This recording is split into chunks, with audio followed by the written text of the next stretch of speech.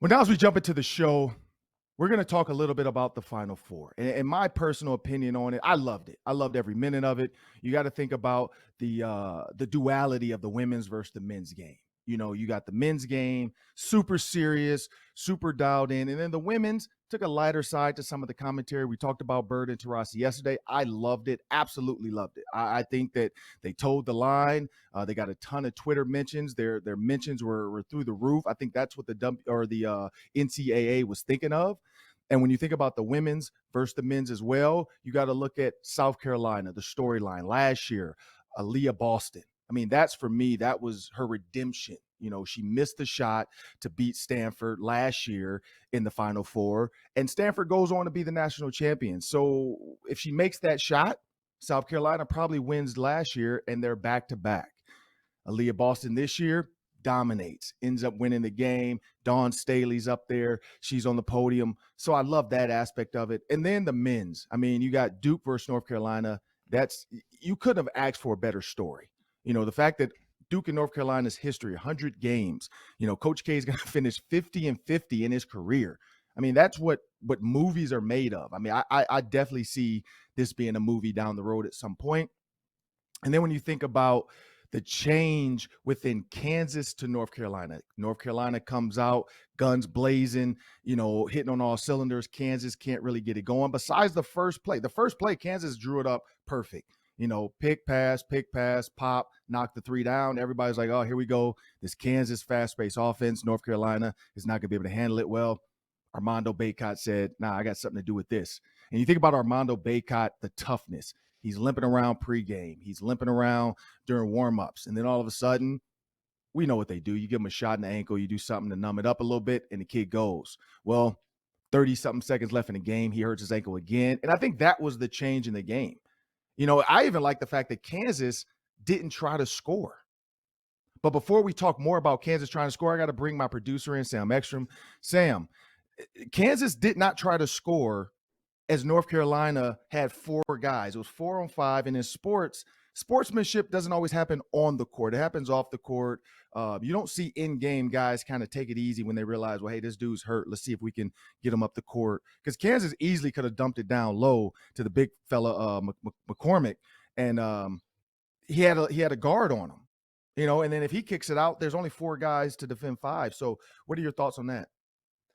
Yeah, McCormick had the two biggest shots in the game. I mean, he was unstoppable even when there were five defenders. So to think that they couldn't have scored there, they definitely could have. But they were in a weird position, too. I think there were about 38 or so seconds left. Shot clock differential was like 15 seconds. So they might have said, well, we're up one. Let's kill some time here. I think they kind of got caught in that mentality, not really realizing that we've got a huge advantage and we should capitalize on it. It ended up working out for Kansas. Obviously, I thought UNC's final two possessions were frantic, disorganized. Everybody was kind of trying to be the hero when what they needed was a clean look, or maybe even go for a two and then the foul game. But the way UNC battled, I mean, not only to lose that lead, but then to go down by six, come back and then retake the lead. They've got a couple guys banged up. They really battled. I felt bad for them, honestly. I know it's hard to feel bad for UNC when they're a blue blood. They've got championships under their belt. They're in this position all the time. But I felt bad for them. I felt bad for the head coach. I felt bad for the players that were playing hurt, and they came up one shot short. Well, I mean, here's the storyline. So Kansas wins 72-69. We know that. Remy Martin, though, number 11 off the bench, 14 points. I mean, he was an absolute, fire that they had to light. And then you got David McCormick, of course, the big 6'10", 250-pounder with 15 points, 10 rebounds. Christian Braun, though, 12 points, 12 rebounds. He, for me, I mean, the way he plays, 6'7", silky smooth, guard forward. He was just a difference maker that stayed in the game the entire time. But then, of course, you go over to the UNC side. They blew a 15-point lead. Armando Bacot, 15-15. There's 3 15s. There may be something in the numbers. We'll talk Spice about that. No, I'm joking. Spice has a former teammate who loves numbers. We're not going to jump into that one. RJ Davis, 15 points, 12 rebounds. Caleb Love, 13 points. And then Puff Johnson. I love the name. I mean, Puff Johnson, I mean, that sounds like one of my uncles.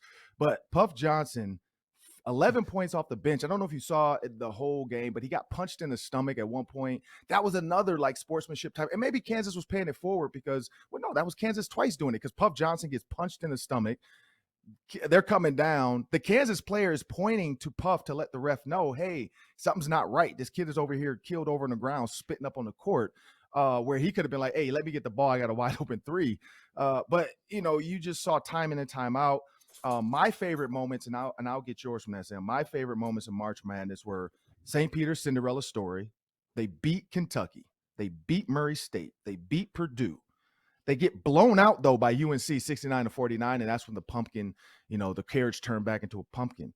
I like the Leah Boston's redemption story. As I started off in the open, she lost to Stanford 66-65. She cried all over national TV. And then she gets 11 points and 16 rebounds against UConn. Paige Beckers could not really get going early. It took her some time. And then Coach K's storyline for me, that's like, I'll never forget that. That for me is the best. And what about your moments? I think the best game in March Madness was the double overtime NC State and UConn in the women's. It's a go to the Final Four. I thought that was easily the top game. It was probably even a little better than UNC Duke, just play for play.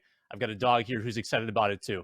I tell you what, that was an epic basketball game with the way that NC State hit the three, sent it on to double OT. Paige Beckers barely missed, and she's been playing, a little banged up, not 100% down the stretch as well after surgery. So I loved watching her run and the ability for her to come home. I thought that was the coolest storyline. But the men's tournament had so many good games along the way. Upsets, double-digit seeds making runs, St. Peter's. For me personally, my favorite thing in the month of March was we took a vacation to Hawaii, 5-hour time difference. So I'm waking up at 6 a.m. to the sound of waves, and I've got March Madness starting on my phone. It was perfect. I could just watch that tournament all day long. So I thought it was a great March, honestly. One of the better March Madnesses that I can remember. And as Minnesota fans, they always want to bring it back. So of course, Paige Beckers makes it. She's in it. You got Kerwin Walton for North Carolina. He's in it. So people in Minnesota always try to claim it. When Tyus Jones was at Duke, when Trey Jones was at Duke, I mean, you got Jalen Suggs. Everybody thought if Gonzaga won, it's another Minnesota championship. It's not, Minnesota fans. We need the Gophers in it.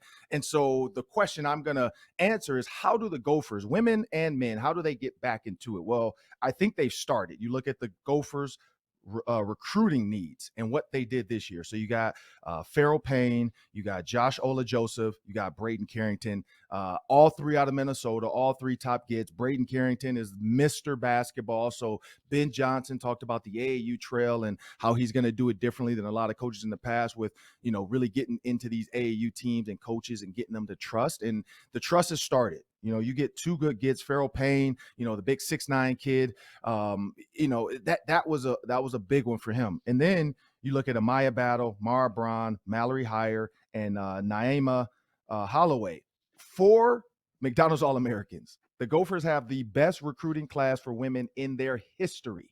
You got like the top 58 player, the top 26 player. I mean, you got 4 All-Americans, a la Fab Five. I grew up in it. So I love that move by Lindsay Whalen. I would love to see at some point all 4 freshmen get a chance to play or start a game next year because I think that's the energy they will need in order to have a great season.